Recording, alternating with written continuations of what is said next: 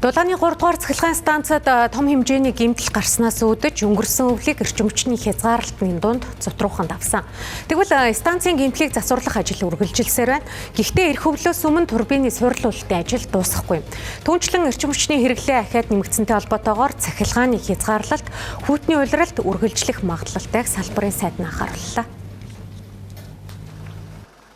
Өнгөрсөн өвлийг монголчууд арай л хөлдчихгүйхэн давсан. Үндсэндээ нийслэлийн нэг хэсгийг хөлдөөчихгүй тулд дүүргээр нь ээлжлэн дулаан цахилгааны хязгаарлалт хийсний хүчинд нийтээрээ зутарсан ч хөлдөөгөө өнгөрсөн.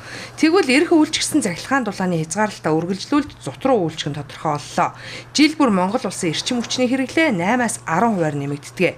Эрх үйлч ийм хувиар нэмэгдэх нь тодорхой болжээ. Засгийн газраас их усүрийг нэмэх ажлыг шат дараатай хийж байгаач өсөн нэмэгдэж байгаа цахилгаан дулааны хэрэглээгээ бүрэн хангах болцоо байхгүй байгааг хүлээн зөвшөөрч байна. Энэ жилийн хувьд бид нар нэг жилд бол 1900 мегаватт хэрэглээд байгаа байхгүй. Энэ жилийн дутагдах нэг 200.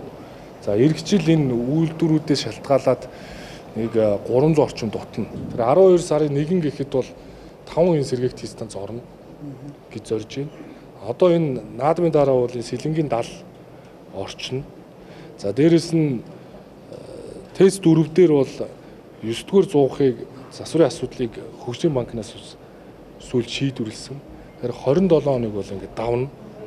Цахилгаан хангамжийн дутагдал зөвхөн хүйтний улиралдч биш, халуун зуунаарч монголчуудыг зутраасаар байна. 3 хоногийн өмнө баруун аймагуд 10 гаруй цагийн турш эрчим хүчгүй өнжлөө. Монгол орны баруун бүсийн эрчим хүчний хэрэглээний 70-аас 80%-ийг Оросын холбооны улсаас авдаг. Гэтэл хойд хөршийн манай улс руу цахилгаан түгээдэг дэд станцад гэмтэл гарч засварын ажил 10 гаруй цаг үргэлжилжээ. Оросын холбооны улсын Туваагийн Кизил дэд станцын засварын багийг ажиллаад дуусгатал Монгол улсад хүлээж суухаас өөр сонголт үндсэндээ байгаагүй маа.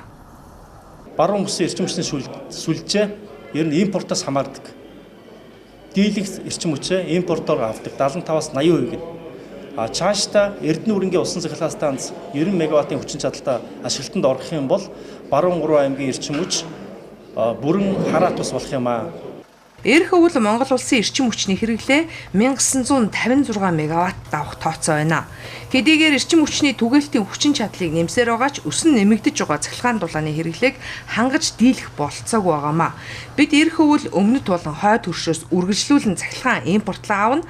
Гэсэн ч хэрэглээний дутагдлаа нөхөж дийлэхгүй болохоор ахиад хязгаарлалтыг үргэлжлүүлэх төлөвтэй байна. Тиймээс иргэд эртнээс гэрийнхаа дулаан алдагдлыг бууруулж бэлтгэлтэй байх шаардлагатай байгааг салбарын сайд нь санууллаа.